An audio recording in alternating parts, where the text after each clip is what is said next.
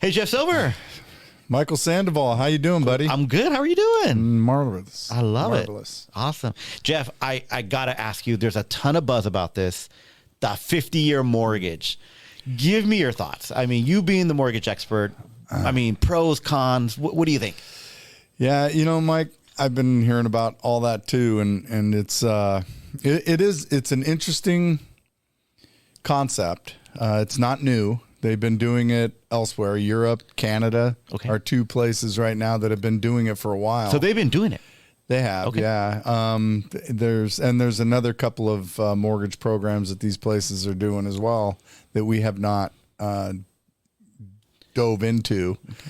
But the 50-year mortgage, you know, if I was going to weigh it, I'd say probably 75%, 80% yes, favorable. Okay. And the reason is because it does lower the payment a little bit for qualifying, so it will help a few more people get in. So affordability. For affordability, right. Okay. Just to get their foot in the door. It doesn't mean that they're going to be there for 50 years, which is one of the cons, you know, one of the against reasons for the 50-year loan, because people say that, well, they're going to be paying so much more interest over that period of time. Right, because at the beginning, you pay mostly interest, very little principal. Right, exactly. So your principal balance doesn't really go down that quickly, and you're just paying a whole lot more in interest, and then over a 50-year period of time, you pay way more interest than you do on a 30-year, which pays more than a 15-year, which pays more than a 10-year. Makes sense, right? Of course. Well, most people are in their loan for 7 to 10 years, really. Right. I mean, 7 to 10 years. So I take that reason against the 50-year and just throw it out the window because people aren't going to be there that long. Okay. Most people, their income goes up.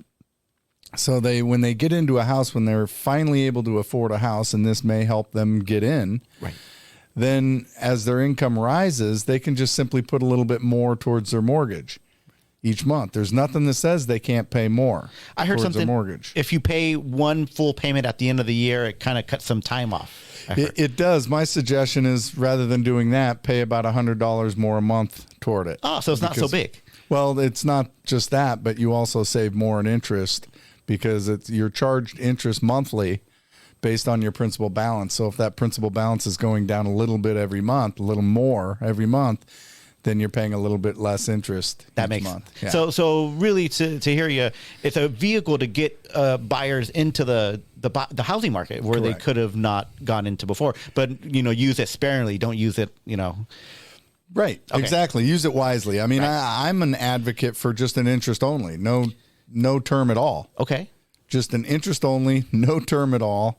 Get your foot in the door, qualifying for the much lower payment. Okay. And then you pay extra as you're able to, and over time. Okay.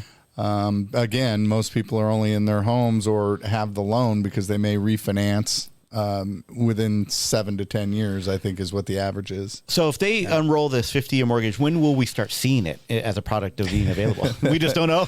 Yeah, there's the question. There's a lot of things going on with Fannie Freddie, you know, FHFA. Right. There's a lot of buzz right now. So it's more of a wait and see. Okay. But I will throw another con out there, against the 50-year mortgage. Yes. And it's kind of an interesting thing because everybody's saying we need affordable housing. We need to get more people into housing. Right. As you do that, what happens, though, is if you bring more buyers into a market, what does that do to the house prices? It's going to rise. Right. Yeah, higher demand. So, you know, we're already complaining, rightfully so, about the prices of homes, especially in the state of California. Right. Now that, you know, a 50-year mortgage would only worsen that. So it would only cause house prices to go up more. Right. So they try and switch and talk more about we need more housing, affordable housing. Sure. Yeah, that is true. And we need to start discussing ways of making affordable housing. And I think one of the ways would be the government and all their fees for builders. They need to maybe back off on some of those fees and allow builders to build more affordable housing. So maybe the government providing subsidies to these new builders to create affordable housing. So of course buyers, because it's so hard right now. Like everything. What's the median right now price home? Like in Placer County, 600 and. Well, it's the high sixes, and the average is over 7. It's closer to 760. Unbelievable. The average is, but the median I think is about 690. Right in there. It's craziness. Let me ask you another question. There's been buzz or rumors about this, and not as extent as the 50-year, but something to where you could take your mortgage with you or take your interest rate with you to the next house. I mean, I don't know how they would be able to do that. Yeah, that's again, Europe and Canada have that now. Convertible mortgage, I think. Yeah, something like that. No, I think it's called something else. Anyway, doesn't matter. We all know what it is. Yes.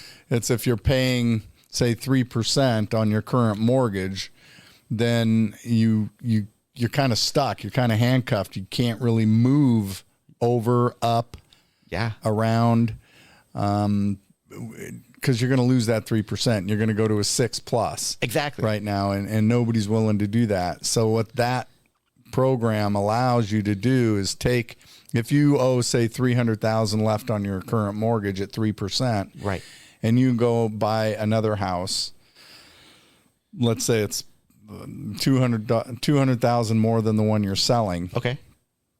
Then you take the loan that you have, the 300, and the equity that you end up with. So your bottom line, how much money you're getting when you sell your house, the net, sure, and you use that as your down payment on the next house. Okay, you get to bring that $300,000 loan, and then you get another loan, and they do a blended rate. Okay. So the new loan, let's say, is $200,000. So now your total loan is going to be $500,000. Right.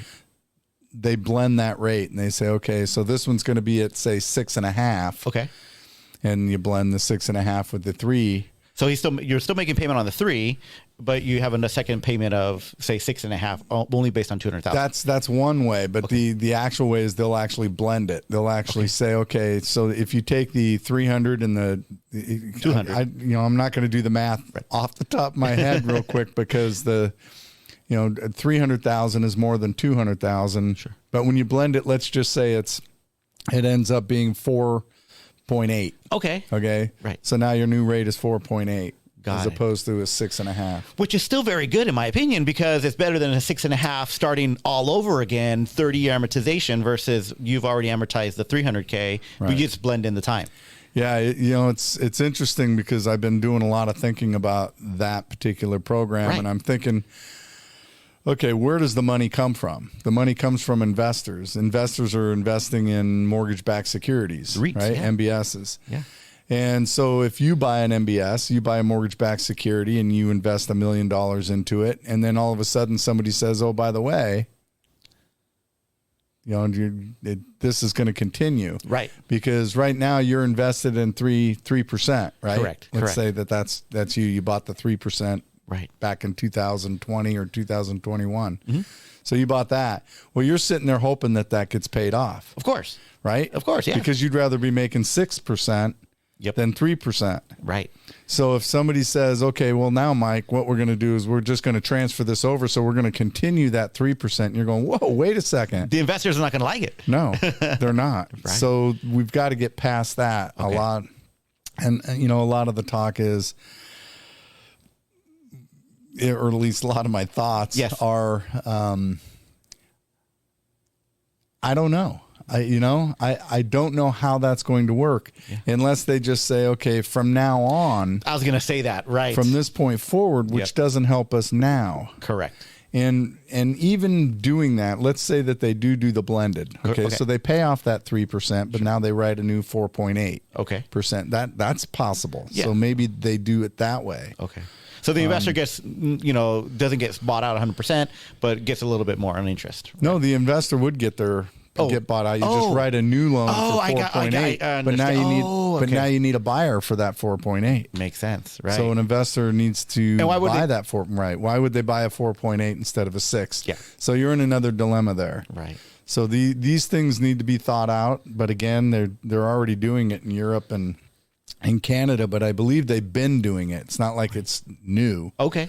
So it's something that was written into the note originally. Sure. Our notes aren't written that way. Right. The current ones. Unless you said, if we starting today, this is how the note is written. Yeah. The investors have to agree to it. But again, it's a very dynamic situation. We're not sure what's going to happen now with the 50-year and with the, this other possible loan scenario. We just got to wait and see. Right. Exactly. And that you think about that and say, okay, how does that help the first-time home buyer? It doesn't help in the rate part. Right. But it does help because it allows that house to be freed up. This person's selling their house to buy a bigger house. Yes. They're moving on. So now it frees up their house for a first-time home buyer to come in and buy that.